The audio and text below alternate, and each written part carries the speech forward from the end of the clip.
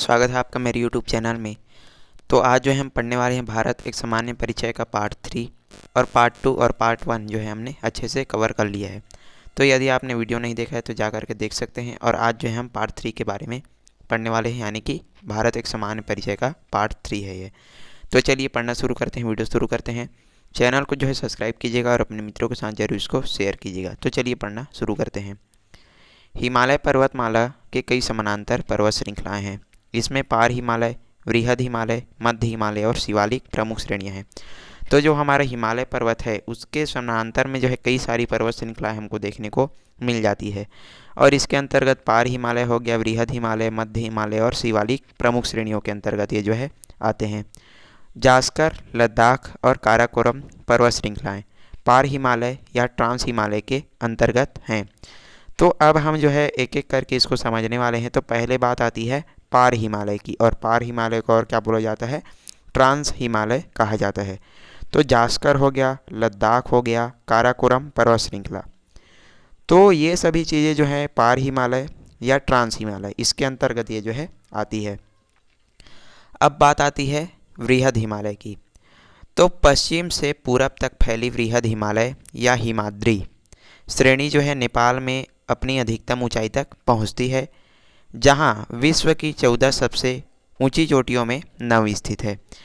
तो ये जो वृहद हिमालय की यदि हम बात करें तो ये जो है पश्चिम से लेकर के पूरब तक जो है बहुत फैली हुई है, विस्तृत रूप में, वृहद रूप में। और इसी को बोला जाता है हिमाद्री, भी इसको कहा जाता है, हिमाद्री श्रेणी इसको कहा जाता है।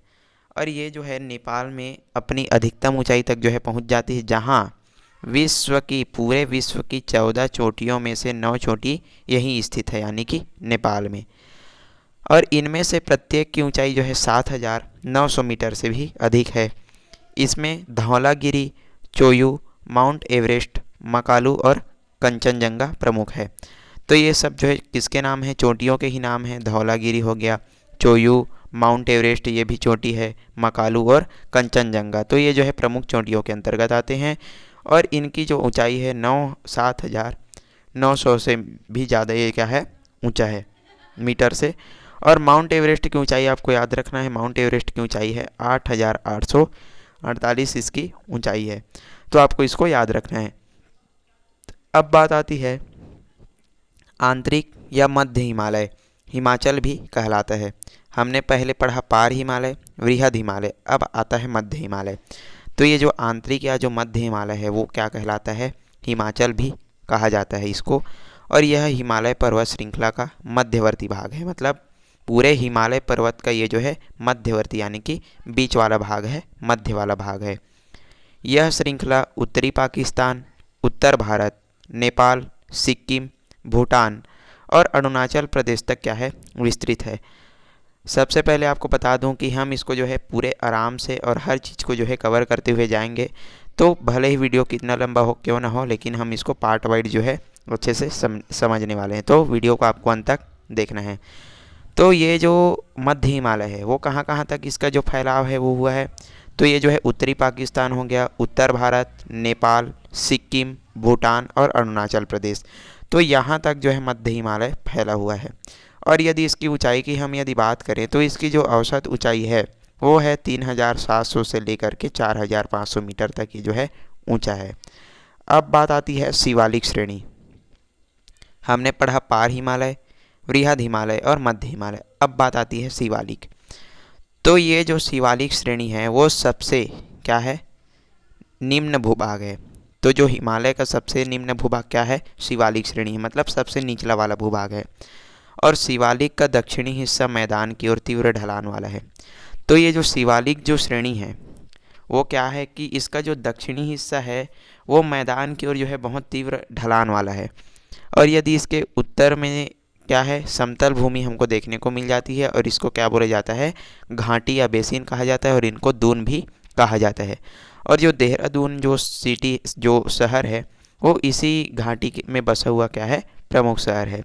यानी कि शिवालिक जो श्रेणी है उसका जो दक्षिणी भाग है वो क्या है? मैदान में तीव्र ढलान वाला है। और जो उत्तरी जो भाग है वो क्या है? पूरी समतल भूमि है, और इसको क्या बोला जाता है? दून कहा जाता है। तो जो देहरादून है वो इसी जो घाटी है उसमें बसा हुआ क्या है? एक प्रमुख शहर है। हिमाद्री और पीर पंजाल के बीच स्थित खूबसूरत कश्मीर घाटी है। तो हिमाद्री और पीर पंजाल के बीच क्या है? कश्मीर घाटी। इसको जो है आप सभी लोग जानते हैं। और यह एक अंतर पर्वतीय घाटी है और इस घाटी से होकर के सर्पाकार झेलम नदी जम्मू और कश्मीर के विशाल मीठे पानी की उलट झील से होकर के बहती है। तो ये जो कश्मीर घाटी है उसके बारे में हम जो है आगे पढ़ने वाले हैं। तो चलिए आगे बढ़ते हैं। हम जानते हैं कि उत्तर और उत्तर पूर्वी पर्वतमाला का भारतीय उपमहाद्वीप के पर्यावरण और मानव जीवन में महत्वपूर्ण योगदान रहा है। हमने पहले पूरी तरीके से इसको क्या कर दिया, हमने पूरी जो पहला जो पार्ट है उसमें समझा था कि इसको जो है बहुत सारे भागों में जो है बांटा गया है। तो इसको जो है 5 भागों में बांटा गया था। तो सबसे पहला था उत्तर और उत्तर पूर्वी पर्वतमाला। तो अब हम इसको जो है पूरी तरीके से क्या कर चुके हैं, कवर कर चुके हैं। पूरा हिमालय पर्वत का जो एरिया है उसको हम जो है कवर कर चुके हैं। और हिमालय कई प्रमुख नदियों का क्या है, उद्गम स्थल है। इनमें गंगा, ब्रह्मपुत्र व सिंधु सबसे बड़ी नदियां हैं। तो हिमालय से जो है कई प्रमुख नदियों का क्या हुआ है, उद्गम भी हुआ है। और इनमें जो है गंगा, ब्रह्मपुत्र, जो सिंधु नदी है वो क्या है, प्रमुख नदियां हैं। तीस्ता व मानस जो है ब्रह्मपुत्र तंत्र की नदियां हैं। तो अब बात आती है इसके तंत्र की। तो आपको ये जो नदियों का जो तंत्र है उसको याद रखना है। तो जो तीस्ता और जो मानस है वो ब्रह्मपुत्र तंत्र की नदियां हैं। झेलम, चिनाब, रावी, व्यास, सतलज ये जो है सिंधु तंत्र की नदियां हैं। यमुना, काली, कर्णाली, राप्ती, गंडक, गोमती ये जो है गंगा तंत्र की नदियां हैं। तो आपको इसको याद रखना है। अब बात आती है उत्तर भारत में बहती समतल नदियाँ सिंधु, गंगा, ब्रह्मपुत्र के विशाल मैदान का क्या करती है, निर्माण करती है। तो ये जो है पूरे उत्तर भारत में क्या होती है, बहती है। और ये जो नदियाँ हैं सिंधु, गंगा, ब्रह्मपुत्र के विशाल मैदान का क्या करती है, निर्माण करती है। और ये सतत बहने वाली नदियाँ सघन आबादी वाले मैदानी क्षेत्रों की क्या है, जीवन धारा है। और ये जो नदियाँ हैं क्या है, सतत बहती रहती है। और ये जो मैदानी क्षेत्रों की क्या है, ये जो है नदियाँ जीवन धारा है। और इसे सिंधु गंगा के मैदान में विश्व की प्राचीन सभ्यताओं का विकास हुआ।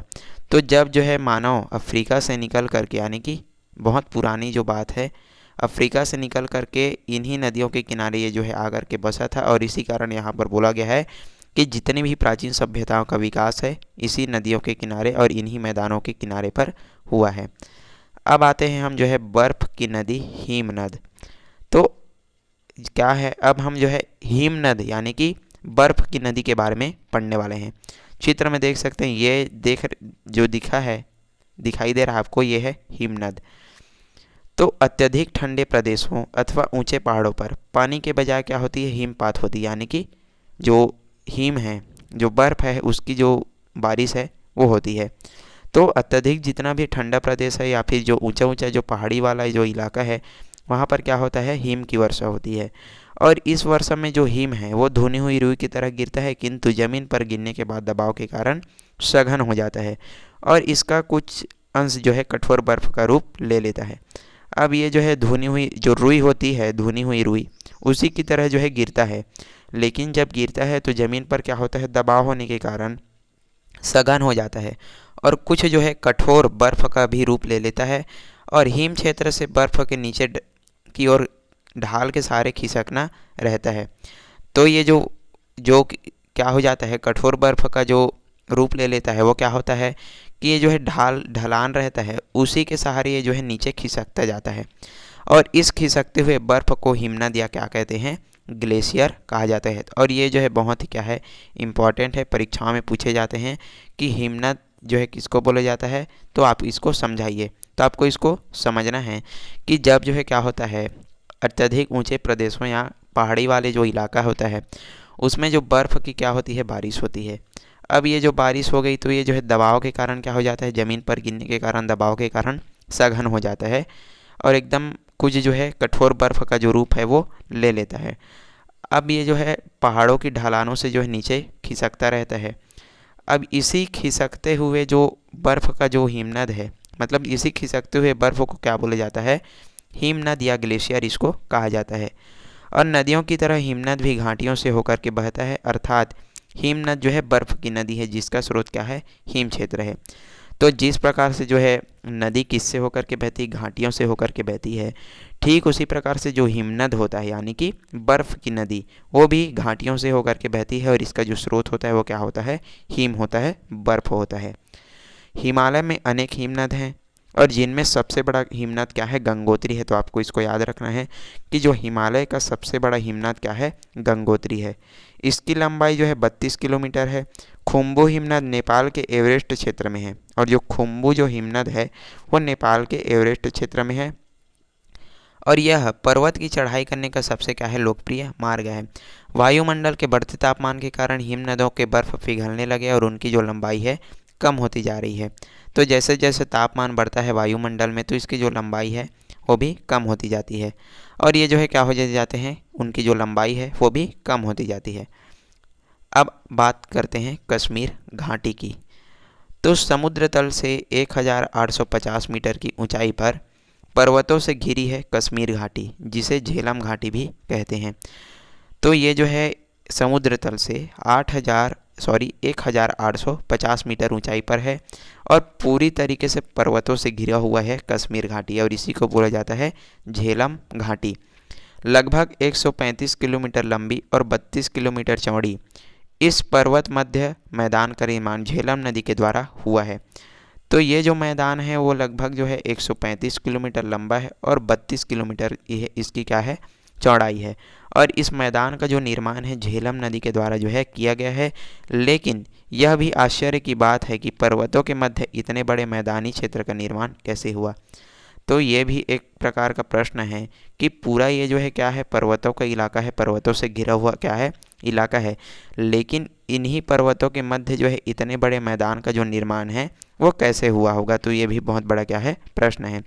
तो चलिए इसको जो है थोड़ा सा जानने का यदि हम प्रयास करें तो वैज्ञानिकों के अनुसार यहाँ कभी एक झील थी। क्या थी, यहाँ पर एक झील थी और एक बार भूकंप के कारण पहाड़ में दरार पड़ने से झील का पानी झेलम नदी में बह निकला। अब एक झील थी, अब जैसे ही क्या होता है, एक बार भूकंप आता है तो पहाड़ में क्या पड़ जाती है, दरार पड़ जाती है। तो जैसे ही पहाड़ में दरार पड़ती है तो जो झील का पानी है कहाँ चला जाता है, झेलम नदी से जो है बह निकलता है और उस प्राचीन झील का अवशेष आज भी डल झील के रूप में मौजूद है। तो जो डल झील का यदि हम बात करें तो उसी प्राचीन जो झील का क्या है, अवशेष है डल झील। जम्मू और कश्मीर की राजधानी क्या है, श्रीनगर है और इस घाटी में डल झील के किनारे बसी हुई है। तो डल झील के किनारे ये जो जम्मू और कश्मीर की राजधानी है वो इसी घाटी में जो है डल झील के किनारे बसी हुई है और देख सकते हैं चित्र में डल झील में तैरते हाउस बोट। तो यहाँ पर हाउस बोट यानी कि घरों, ये जो बोट होते हैं वो एकदम क्या होते हैं, घर की तरह होते हैं। अपने प्राकृतिक सौंदर्य के लिए विश्वविख्यात कश्मीर अंतर्राष्ट्रीय सैलानियों का एक प्रमुख केंद्र रहा है। यहाँ जो है प्राकृतिक सौंदर्य आपको बहुत ज़्यादा मात्रा में देखने को मिल जाएगा और बहुत सारे जो टूरिस्ट लोग हैं वो यहाँ पर घूमने आते हैं। भारत आने वाले अंतर्राष्ट्रीय पर्यटकों की भारी संख्या कश्मीर देखने के लिए आती है। तो जितने भी लोग बाहर से देखने के लिए आते हैं वो लोग कहाँ जाते हैं, बहुत ज़्यादा मात्रा में कश्मीर को देखने के लिए जाते हैं और डल झील में तैरते नाव, जिनको क्या बोला जाता है, हाउस बोट कहते हैं, विशेष आकर्षक हैं और यहाँ की जो लोगों की आजीविका है उसका क्या है, प्रमुख केंद्र है, स्रोत है। मतलब जो डल झील है देख सकते हैं यहाँ पर, तो इस नाव को बोला जाता है हाउस बोट, इसको कहा जाता है और यहाँ जितने भी लोग रहते हैं उनकी आजीविका का क्या है, प्रमुख स्रोत है हाउस बोट। कृषि के अलावा यहाँ कई प्रकार के उद्योग हैं जैसे कालीन उद्योग, अखरोट की लकड़ी के फर्नीचर, बुनाई, कश्मीरी पश्मीना शाल और केसर। तो ये जो केसर है उसको तो आप सभी लोग जानते हैं, पूरे दुनिया भर में ये जो है प्रसिद्ध है। तो चलिए अब बात करते हैं केसर की। तो कश्मीर घाटी ऊंची पहाड़ियों से जो है घिरा हुआ है, पूरी तरीके से जो है ऊंचे ऊंचे पहाड़ों से ये जो है घिरा हुआ है। इसका जो धरातल है तस्तरी नुमा है, जैसे कि हम जो है चित्र 2.5 में देख सकते हैं। अब क्या है कि हज़ारों साल पहले यहाँ बहुत बड़ी झील थी जिसमें चारों तरफ पहाड़ियों का जो है नदी नालों का जो पानी है वो बह करके आता था। तो यदि हम झील की बात करें तो ये जो झील था वो चारों तरफ से जो है पहाड़ियों से घिरा हुआ था और इस जो झील में नदी नालों का जो पानी है वो बह करके आता था। अब ये नदी नाले अपने साथ जो है क्या करते थे, अवसाद, मिट्टी, गाद, क्ले आदि को कई सालों तक झील में जो है जमा करते रहे। अब नदी नाले जितने भी जो बह कर के पानी किस में आता था, झील में आता था। तो ये जो है झील में बहुत सारे अवसादों का क्या कर रहे थे, जमाव कर रहे थे, जैसे मिट्टी हो गया, गाद हो गया, क्ले इत्यादि। तो पृथ्वी की आंतरिक प्रक्रिया के कारण पीर पंजाल श्रेणी ऊपर उठने लगी, जिससे झील का जो पानी है वो बाहर निकल गया और इन पहाड़ी कगारों पर सीढ़ीनुमा खेत बने, जो खेती के लिए काफ़ी उन्नत थे। अब क्या होता है, जैसे जैसे ये जो नदी नाले हैं वो इस झील में जो है अवसादों का जो है जमाव कर रहे थे, तो पृथ्वी की जो आंतरिक क्रिया है वो भी क्या हो रही थी, चल रही थी। आंतरिक क्रिया यानी कि जो अंदर जो चलने वाली क्रिया है, हमने पढ़ा था एक अंतर्गर्भी और बहिर्गर्भित, तो सॉरी अंतर्जनित और बहिर्जनित शक्तियाँ। तो ये जो शक्तियाँ हैं वो काम कर रही थी। अब क्या होता है, जैसे जैसे ये जो है अवसादों को जमाव कर रही थी, तो जो झील का पानी था वो क्या हो रहा था, निकल रहा था, और ये जो है क्या हो रहे थे, ऊपर उठ रहे थे, और इससे जो है सीढ़ीनुमा खेत जो है बन रहे थे, जो खेती के लिए क्या थे, काफ़ी उन्नत थे। और इसी को बोला जाता था, इसी को क्या बोलते हैं, करेवा इसको कहा जाता है। जो सीढ़ीनुमा खेत हैं उन्हीं को जो है करेवा कहा जाता है, और यहाँ की क्षेत्रीय भाषा में इसको क्या बोलते हैं, वुद्रा भी इसको कहा जाता है। मतलब जो सीढ़ीनुमा खेत हैं यहाँ पर कश्मीर में, उनको करेवा बोला जाता है, और इसी को या कहाँ क्या बोलते हैं, वुद्रा भी कहते हैं। और इस सीढ़ीदार भूमि पर बेशकीमती केसर का या जाफरान की जो खेती होती है, और केसर के फूल से वर्तिकागर को अलग कर दिया जाता है, तथा इसका जो उपयोग कई औषधियों तथा जायकादार खाना बनाने के लिए मसाले के रूप में करते हैं। कश्मीरी केसर दुनिया भर में क्या है, मशहूर है। तो पूरी दुनिया में ये जो केसर है क्या है, फेमस है, मशहूर है। तो ये था, हमने पढ़ा क्या, कश्मीर घाटी के बारे में। तो चलिए थोड़ा सा और आगे यदि हम बढ़ें, तो अब बात करते हैं लद्दाख शीत मरुस्थल के एक गांव के बारे में। तो ये जो है बहुत ही मज़ेदार वाला जो टॉपिक है, और आपको इसको पढ़ने में बहुत ही अच्छा मज़ा आएगा। तो जम्मू और कश्मीर राज्य के पूर्वी भाग में शीत मरुस्थल लद्दाख स्थित है। यह थार की तरह गर्म मरुस्थल नहीं बल्कि शुष्क और ठंडा है। तो हम जो है लद्दाख शीत मरुस्थल, शीत यानी कि पूरा शुष्क और पूरा ठंडा, मरुस्थल यानी कि रेगिस्तान का एक गांव। अब रेगिस्तान कहने का मतलब ये नहीं कि यहाँ पर पूरी तरीके से क्या है, गर्मी है, लेकिन गर्मी बिल्कुल भी नहीं है। यहाँ पर पूरी तरीके से क्या है, शुष्क और ठंडा प्रदेश है। पथरीली ज़मीन और ऊंचे ऊंचे पहाड़ों के बीच दूर दूर तक फैला बर्फ़ का सूखा मैदान है, जहाँ बारिश नाम मात्र होती है। तो यहाँ पर क्या है, पूरा जो ज़मीन है पथरीला है, ऊंचे ऊंचे पहाड़ आपको यहाँ पर देखने को मिल जाएंगे। साथ ही साथ दूर दूर तक जो है बर्फ़ का जो सूखा जो मैदान है वो भी फैला है, और यहाँ पर बारिश जो है बिल्कुल भी नहीं होती, नाम मात्र बारिश होती है। आइए लद्दाख निवासी किम के गांव के बारे में जानें। तो लद्दाख के एक निवासी हैं किम। किम कौन है, एक व्यक्ति का नाम है, और जो किम का गांव है वो फे है। तो बड़ा ही क्या है, अजीब नाम है। व्यक्ति का नाम क्या है, किम है, और जो किम है उसका गांव का क्या नाम है, फे। तो आपको इसको थोड़ा समझते हुए आगे बढ़ना है। यह जास्कर घाटी में पेंजिला नदी के किनारे पहाड़ी ढलानों पर 80 घरों का गांव है। तो जो फे है गांव का नाम, वो जो है टोटल 80 घरों का गांव है, और इस गांव में उपजाऊ भूमि पर ही पत्थर के गारे और ईंटों से बने छोटे छोटे घर मौजूद हैं। तो इनके जो घर हैं वो कैसे बने हैं, पत्थर, गारे और ईंट से बने हुए इनके जो घर हैं वो मौजूद हैं, और इन घरों को बोला जाता है खंगपा के नाम से इनको जाना जाता है। तो ये जो घर हैं वो किससे बने हुए हैं, पत्थर, गारे और ईंटों से बने हुए हैं, और इन घरों को खंगपा इसको कहा जाता है। इनकी छतें क्या है, सपाट है। सपाट छतों का उपयोग पशुओं का चारा जमा करने के लिए किया जाता है। तो इनका जो छत है पूरी तरीके से क्या है, सपाट है, और यहाँ पर जो है पशुओं का चारा वगैरह ये जो है अपने छत में जमा कर लेते हैं।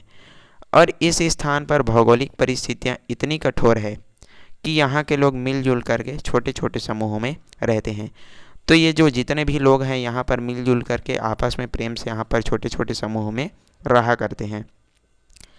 किम के गांव के लोग जो है साल भर गर्म कपड़े पहनते हैं, जिन्हें गोंचा कहते हैं।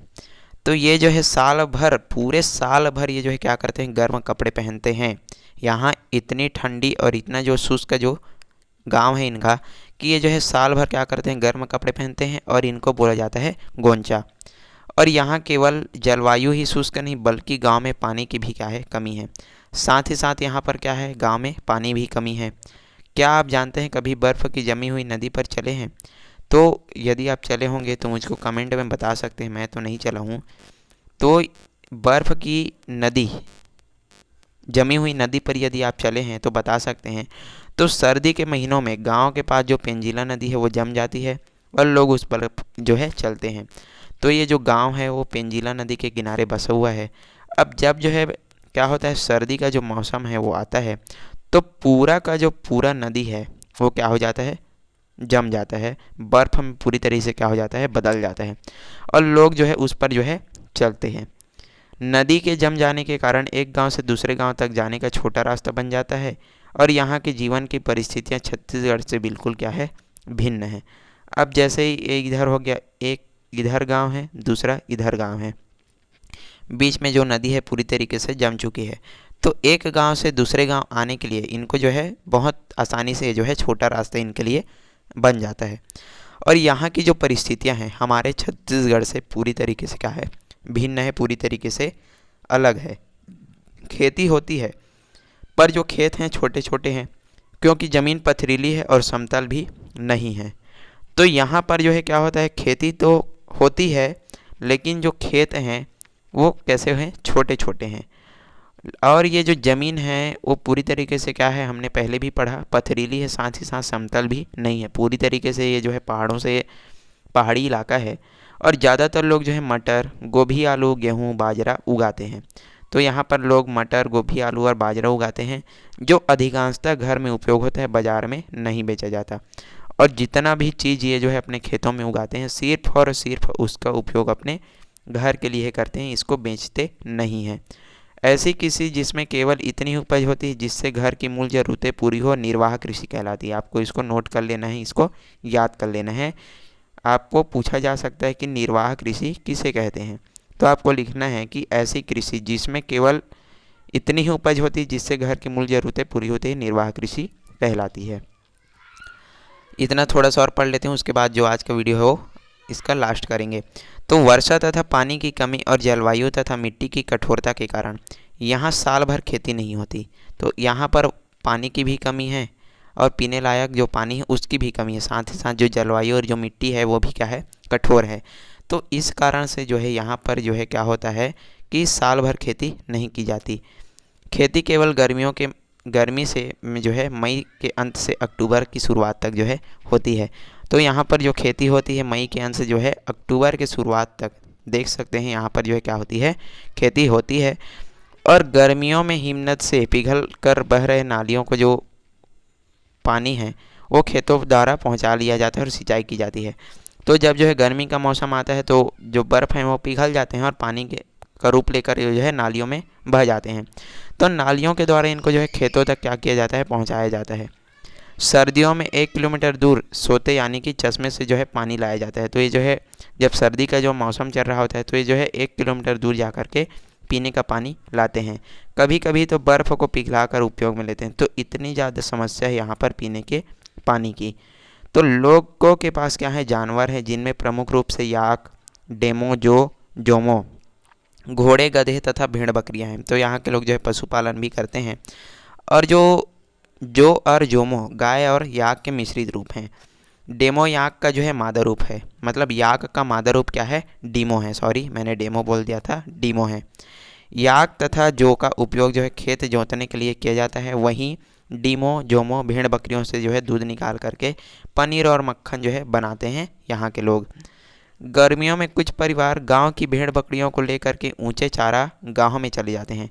जैसे ही गर्मियों का मौसम आता है तो कुछ जो परिवार हैं अपनी भेड़ बकरियों, अपने जानवरों को लेकर के जो है ऊंचे चारा गांव पर चले जाते हैं। सर्दियों में ऊंचाई पर ठंड बढ़ जाती है तो वे पुनः अपने गांव में फिर से लौट आते हैं। और जैसे ही सर्दियों का मौसम आता है तो ऊंचाई पर जैसे जैसे ठंड बढ़ती है फिर से ये जो है अपने गांव पर लौट आते हैं। तो इस प्रकार से जो इनका जीवन है वो चलता है। जानवरों के साथ जो है मौसमी परिवर्तन के अनुसार होने वाले इस प्रवास को मौसमी प्रवास कहा जाता है। इसको भी आप जो है नोट कर लीजिएगा कि जब जो है क्या करते हैं, जानवरों के साथ मौसमी प्रवास, मौसम में परिवर्तन होने के साथ साथ ये जो है उनके साथ क्या करते हैं, प्रवास करते हैं, तो उसको बोला जाता है मौसमी प्रवास और सर्दियों में जब कुछ खेती नहीं होती तब भेड़ बकरियों की ऊन से महिलाएं वस्त्र बनाती है।